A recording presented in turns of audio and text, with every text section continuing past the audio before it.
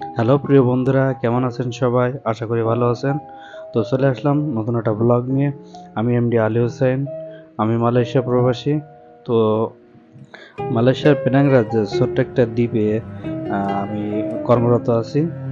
তো এখানকার ফ্যাক্টরি এলাকা এবং ফ্যাক্টরি এলাকায় কী ধরনের কাজকাম হয় এবং সেখানে যে ফ্যাক্টরিগুলো তৈরি হয়েছে সেগুলো কীরকম, এগুলো নিয়ে আপনাদের সাথে আজকে শেয়ার করব।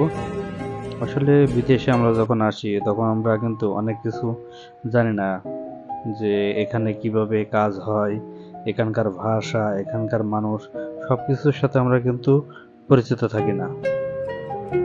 একজন প্রবাসী যখন প্রবাসে আসে তখন তার প্রথম ধাক্কাটা লাগে ভাষা, কারণ আমাদের ভাষা এবং প্রবাসের যে ভাষাটা কিন্তু সেম না। তো প্রথম পর্যায়ে কিন্তু আমাদের অনেক বড় একটা ধাক্কা আসে সেই ভাষাটা শেখার জন্য।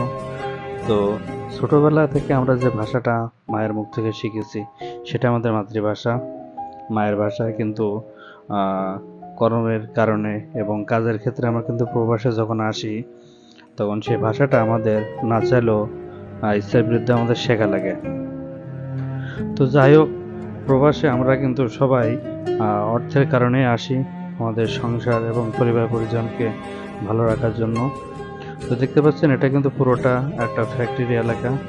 আমি মূলত যে ফ্যাক্টরিতে কাজ করি তার পেছনের সাইডে আসছি। এখন আমার রেস্ট টাইম দিয়েছে বিকেলবেলা।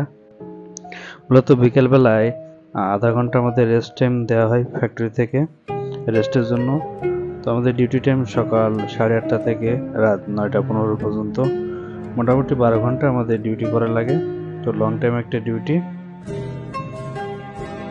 কথা আছে, কেউ পায় কিন্তু খায় না, আর কেউ খাইতে চায় কিন্তু পায় না।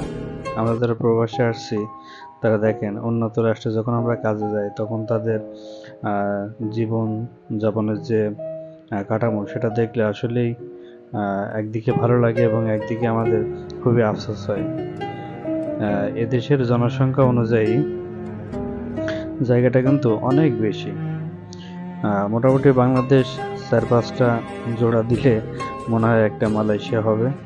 তো সেক্ষেত্রে এদের লোক সংখ্যা কিন্তু খুবই কম, আনুমানিক 2 কোটির মতো।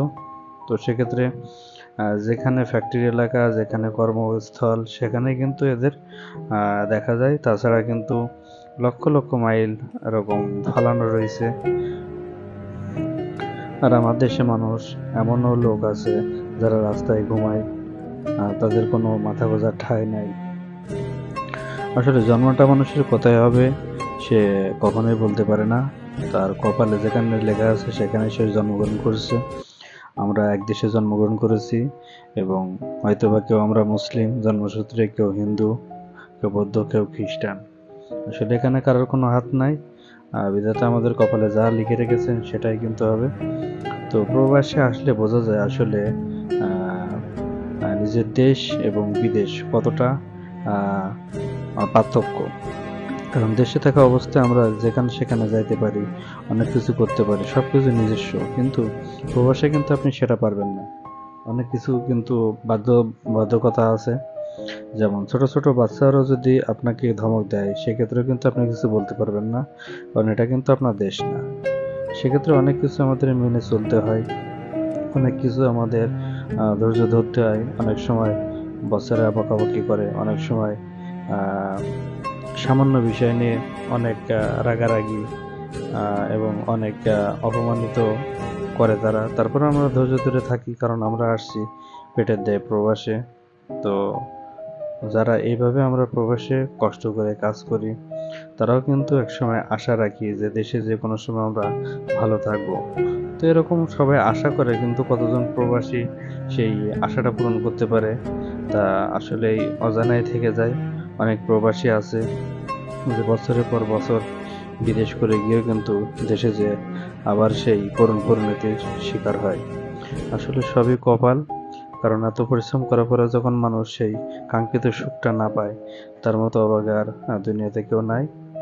তো আমার ভিডিওগুলো আপনাদের কেমন লাগে অবশ্যই জানাবেন। আমি কাজের ফাঁকে ফাঁকে চেষ্টা করি আপনাদের প্রবাসের যে মাটিতে আমি আছি যে ব্লগ আকারে সব কিছু দেখানোর জন্য। তো আশা করি আমার ভিডিওগুলো ভালো লাগবে।